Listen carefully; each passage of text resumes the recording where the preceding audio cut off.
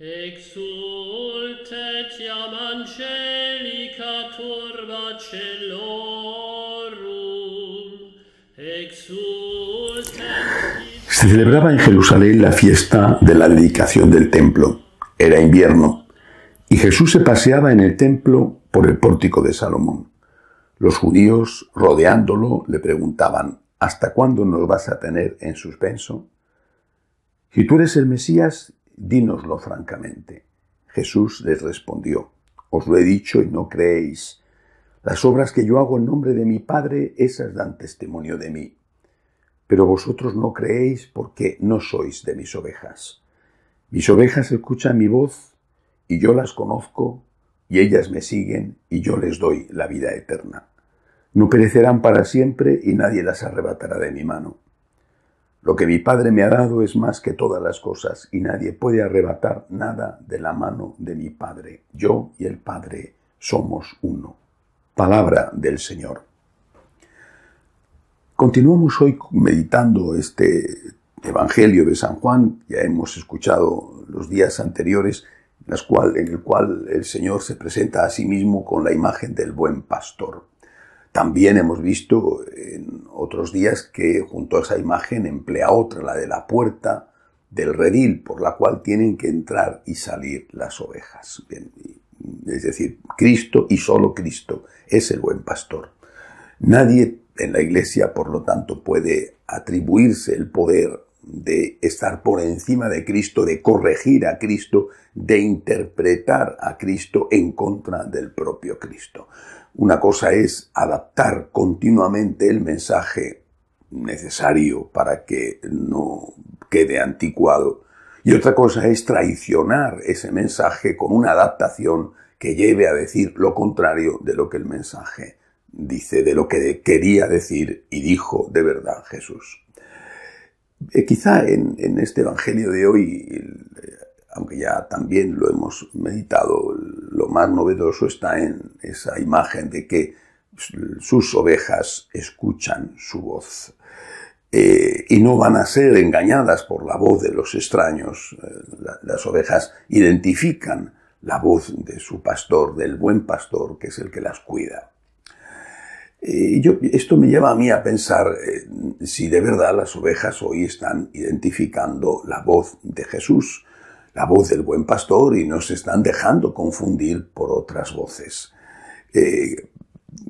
¿Cómo puede ser que tantos, no me atrevo a hablar de porcentajes, pero desde luego muchos, en la Iglesia hoy estén aceptando como si nada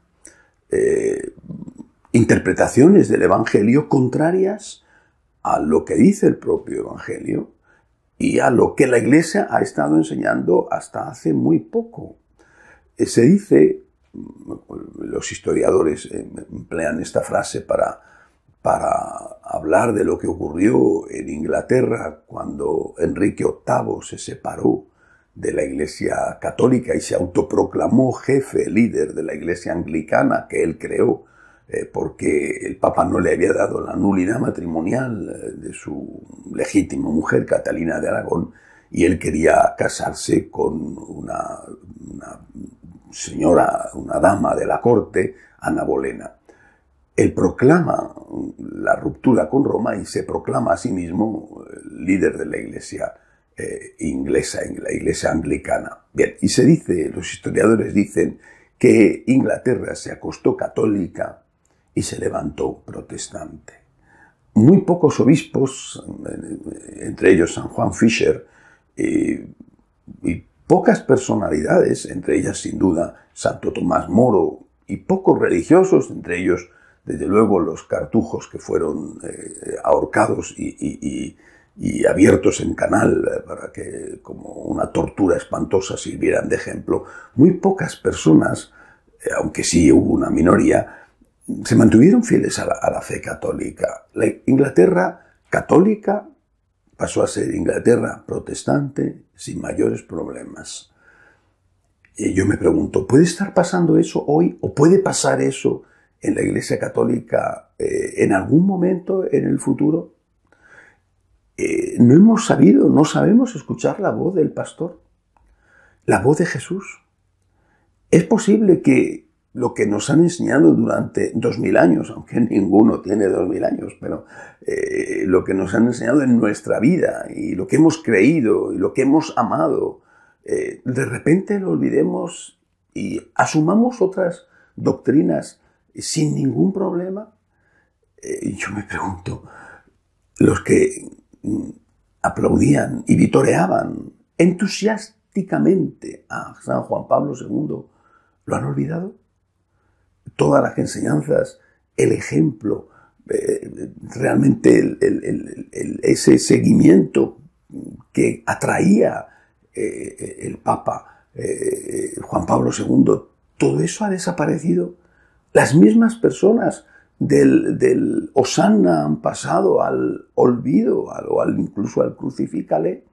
No me lo creo, no me lo puedo creer. Por eso estoy convencido de que estas palabras de Jesús se siguen cumpliendo. Sus ovejas escuchan su voz. Y sabemos distinguir la voz de Jesús de otras voces que no son las suyas. Las enseñanzas de Jesús de otras enseñanzas que no son las suyas. Si esto no fuera así, realmente sería muy grave.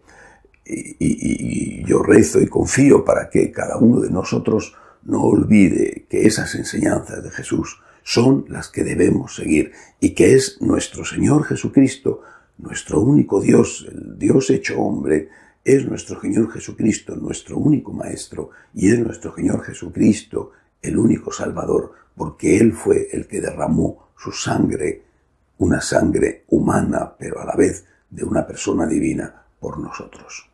De pie, por favor.